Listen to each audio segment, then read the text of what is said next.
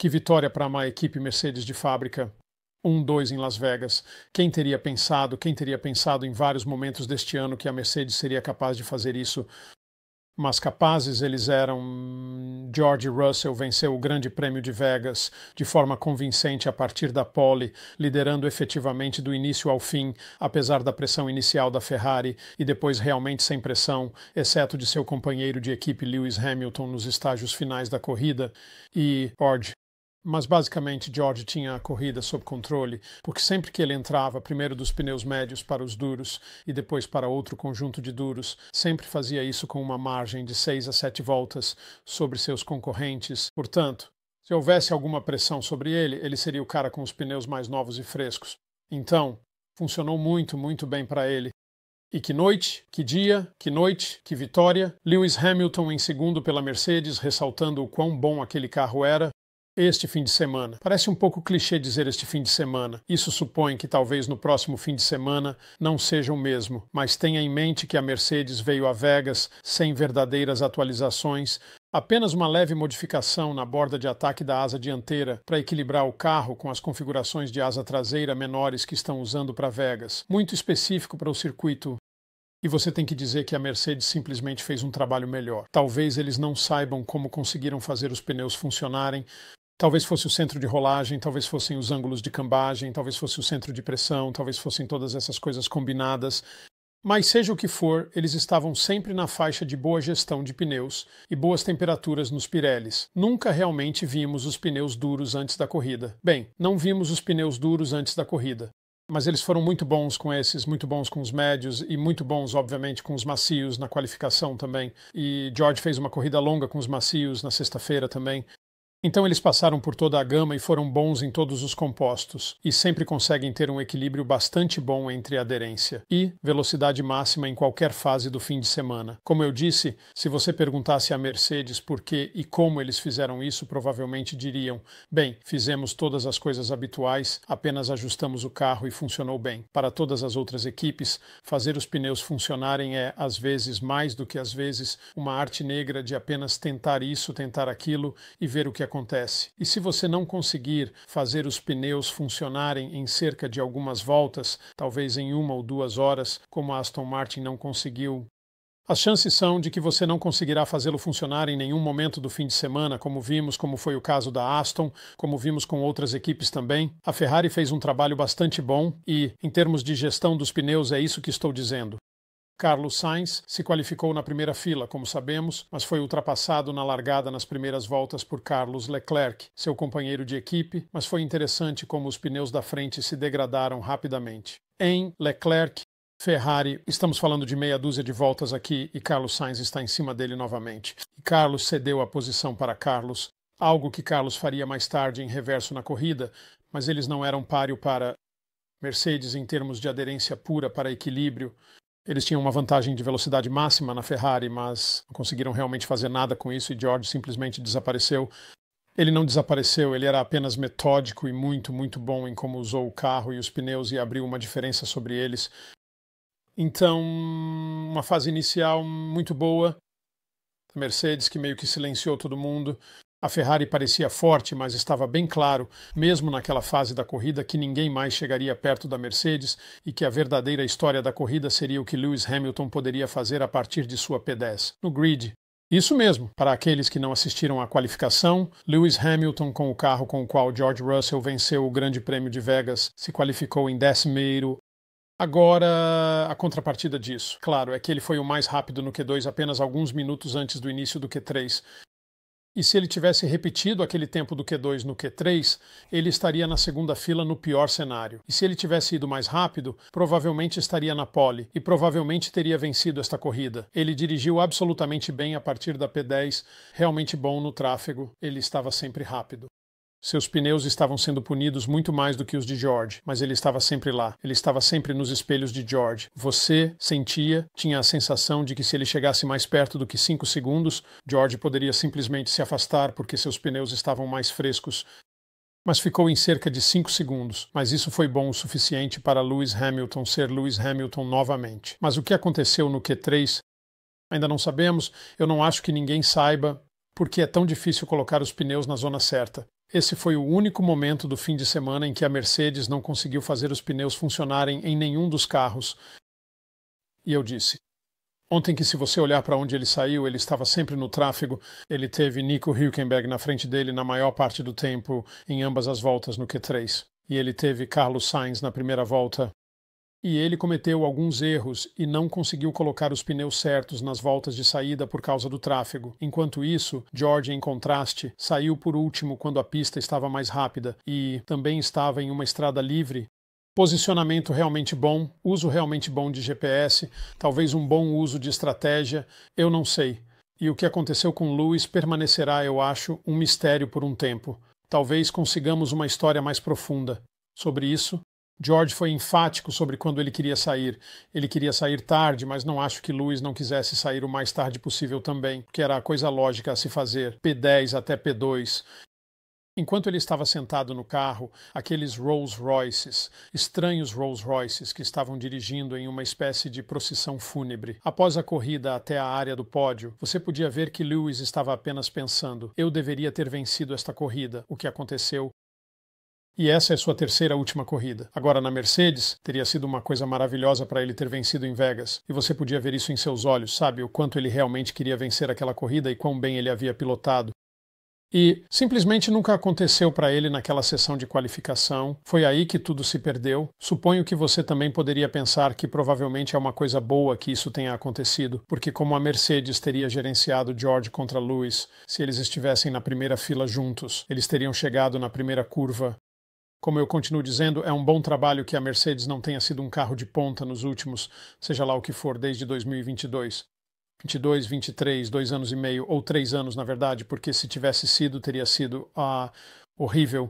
Apenas voando na Mercedes, isso é certo. Não teria havido nenhum tipo de gerenciamento entre os dois pilotos a partir da parede dos boxes.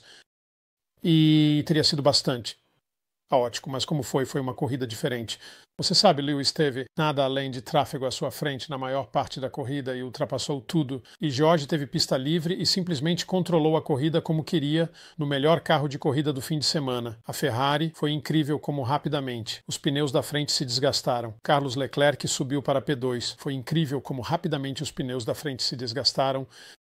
Não vimos isso nas corridas com tanque cheio, nos pneus médios na FP2 ou FP3, mas geralmente aconteceu na corrida. Talvez seja a maneira como Carlos estava empurrando o carro também. Talvez estivesse um pouco mais rápido do que o carro queria ir, mas eles se desgastaram muito rapidamente a ponto de basicamente ter que deixar Carlos Sainz passar para que Carlos pudesse tentar. Carlos também foi muito bom. Achei que ambos os pilotos foram realmente bons na Ferrari naquele dia. Mas Carlos foi atrasado estranhamente quando o pit da Ferrari não estava pronto para ele. Prestes a entrar, disseram: fique fora, fique fora. Ele cruzou a linha branca e voltou para a reta dos boxes novamente. E foi isso que ele fez e se safou. Isso teria custado um pouco de tempo para ele. E então houve uma pequena corrida entre Carlos e Lewis. E isso, obviamente, em termos de levar a corrida para George, prejudicou o que Carlos estava tentando fazer também.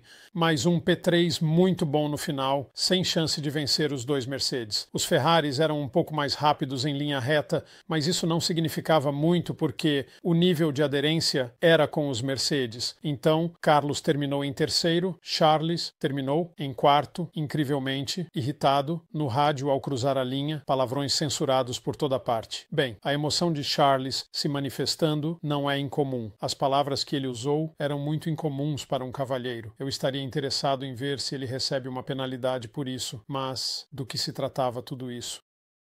Eu acho que ele sentiu que em um ponto havia cedido a posição para Carlos, e isso não havia realmente compensado, e talvez deveria ter recuperado a posição no final ou algo assim, talvez. Mas isso teria desmerecido a performance de Carlos. E de qualquer forma, Carlos teve uma qualificação melhor que ele. Carlos mereceu esse P3 no pódio. Ele pilotou muito bem. Então, eu acho que se você tiver uma visão mais ampla, uma visão de 30 mil pés, talvez de 12 mil pés sobre isso, eu acho que isso é mais sobre o fato de que as coisas não estão indo exatamente como Carlos gostaria na Ferrari agora. Quero dizer, realmente, com Carlos Sainz, o piloto não amado, que está sendo mandado embora e saindo no final do ano para abrir espaço para Lewis Hamilton. Realmente, neste estágio da segunda metade do ano, Carlos deveria estar dominando na Ferrari. Não. A ponto de um segundo, por volta ou algo assim, mas ele deveria ser o piloto número 1. E eu acho que a expectativa de Carlos vencer no México. Ok, o Brasil foi uma corrida muito boa para Carlos, mas foi uma corrida difícil para a Ferrari. Eles não podiam vencer. E então aqui, Carlos superando novamente na qualificação e obviamente conquistando a posição no pódio, eu acho que foi apenas uma acumulação da emoção de Carlos Leclerc de que não é assim que deveria ser. Eu deveria estar meio que mostrando ao chefe como as coisas funcionam aqui e eu acho que foi isso. Ele diria que não, e tenho certeza de que a maioria das pessoas da Ferrari não falaria sobre isso. Mas eu acho que se você olhar a maneira como os pilotos de corrida são e o que importa para eles, ser superado na qualificação por um companheiro de equipe que está deixando a equipe não é uma coisa boa. Isso é tudo que posso dizer. Sim, Carlos, tenho certeza, estará se comportando da melhor maneira no próximo Grande Prêmio, e eu tenho que dizer que o Qatar pode ser um fim de semana difícil para a Ferrari novamente. Vegas, eu acho, é mais o tipo de circuito deles. E aqui eu deveria levantar a mão e dizer que na preparação para Vegas, eu pensei que a Ferrari iria vencer. Eu nunca, e eu mencionei isso, haveria um coringa como uma Mercedes potencialmente acertando a janela de pneus. Mas eu nunca imaginei que a Mercedes seria tão boa, então isso é uma admissão. E eu tenho que dizer, ótimo trabalho da Mercedes em geral por isso. Então a Ferrari parecia boa. No entanto, os outros momentos-chave da corrida foram a qualidade da pilotagem de Max Verstappen, onde ele basicamente superou as expectativas com aquele carro durante todo o fim de semana. Não era um grande carro de corrida para Vegas, como Sérgio Pérez indicou durante todo o fim de semana, mas ele extraiu o máximo dele em todas as dimensões sem pressão, mas ele só precisava garantir que os McLarens estivessem atrás dele, e ele fez isso perfeitamente durante toda a corrida. Ele dificultou bastante para ambos os pilotos da Ferrari, dificultou para Lewis Hamilton ultrapassá-lo, mas então ele pilotou muito bem e de forma limpa para terminar à frente dos McLarens e assim conquistar seu quarto campeonato mundial de pilotos. Não faz muito tempo que as pessoas estavam dizendo, uau, Lando Norris tem uma verdadeira chance aqui de levar o campeonato a Max Verstappen. No piscar de olhos, no piscar de Interlagos na chuva, tudo se foi. E Max Verstappen, campeão mundial novamente. E pouco se fala sobre Lando Norris. E eu estava pensando hoje, e já falei muito sobre isso, os pontos perdidos para Lando. Mas, se você assumir que ele deveria ter vencido o Grande Prêmio da Hungria, ele deveria ter vencido o Grande Prêmio da Itália. Na minha opinião, ele deveria ter ganho em Baku se não tivessem cometido aquele erro na chamada no Q1 quando o trouxeram e ele recebeu a bandeira amarela. Ele deveria ter vencido 3 grandes prêmios a mais do que venceu, e o campeonato não deveria estar acabado agora com uma gestão decente e adequada da equipe na McLaren. E toda essa conversa, vamos colocar em perspectiva agora, toda essa conversa durante o Grande Prêmio da Hungria, no fone de ouvido de Lando Norris.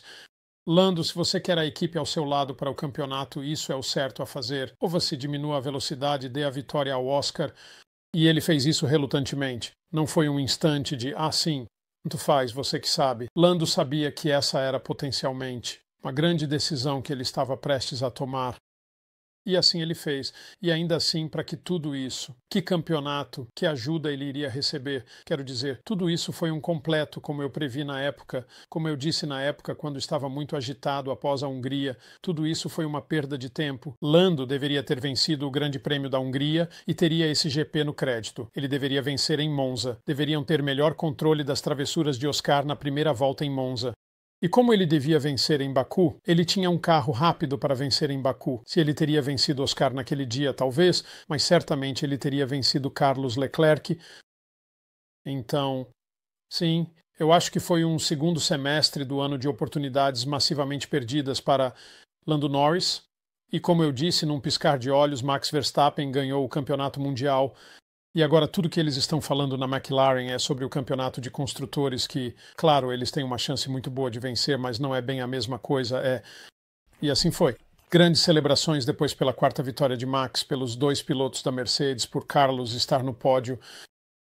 E eu acho que esse é um dos temas das últimas corridas, não é? Quão bem Carlos Sainz está dirigindo agora em todos os níveis, qualificando-se na corrida, cuidando dos pneus, no tráfego.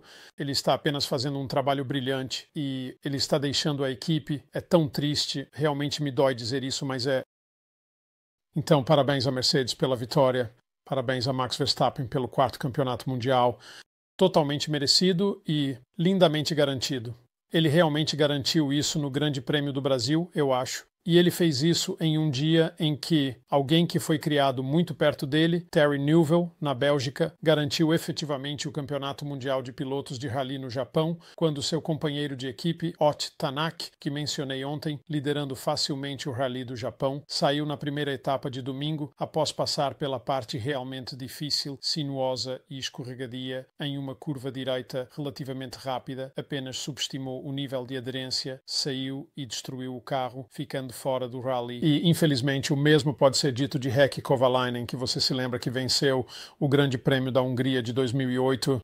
Para a McLaren, ele substituiu Fernando Alonso na McLaren e depois foi para a Renault, um piloto muito talentoso em todos os tipos de carros. Ele teve problemas cardíacos este ano, passou por cirurgias, se recuperou disso e agora está fazendo um ótimo trabalho no Rally, e ele estava em quarto lugar na classe no WRC2, indo muito bem, quando perdeu o controle na mesma curva e seu carro capotou, terminando bem ao lado do carro de Tanak. Muito sorte que ninguém se machucou e Heikki e seu copiloto conseguiram sair dessa. Como resultado, a Honda teve apenas 2 carros para levar à fase final de pontos duplos e a Toyota conquistou o campeonato de construtores com 3 carros, Elfyn Evans, que eventualmente venceu o evento, Sebastian Ogier e Takamoto Katsuta, mas isso não deve diminuir a conquista de Terry Newville, que agora ganhou seu primeiro campeonato mundial de pilotos de rally no mesmo dia em que Max Verstappen conquistou seu 4º campeonato mundial. O que há sobre essa parte do mundo na Europa? E eu não estaria falando sobre Terry Newville se não achasse que ele é um dos melhores pilotos de corrida. Vou dizer isso porque ele é um piloto de corrida no planeta Terra.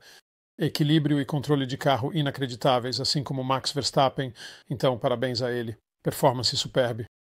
E estou um pouco atrasado para publicar este vídeo porque o jovem Jack Windsor, de 13 anos, acabou de ganhar um torneio de golfe. Hoje, então, tivemos que ficar para a entrega do prêmio do troféu por isso. Um dia bastante memorável, pode-se dizer, com esses 2 mega campeonatos e Jack fazendo sua própria coisa também.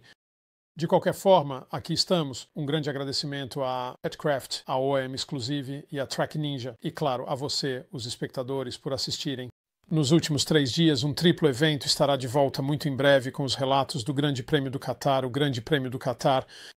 E então, claro, Abu Dhabi, um fim de semana depois, onde estarei fazendo isso de Monza, onde a Pirelli estará celebrando o evento especial, seu último mês, como fornecedor de pneus para o Campeonato Mundial de Rally, mas estarei fazendo meus relatos de Abu Dhabi, de Monza, deve ser interessante. De qualquer forma, obrigado por assistir, tenha uma ótima semana, até logo.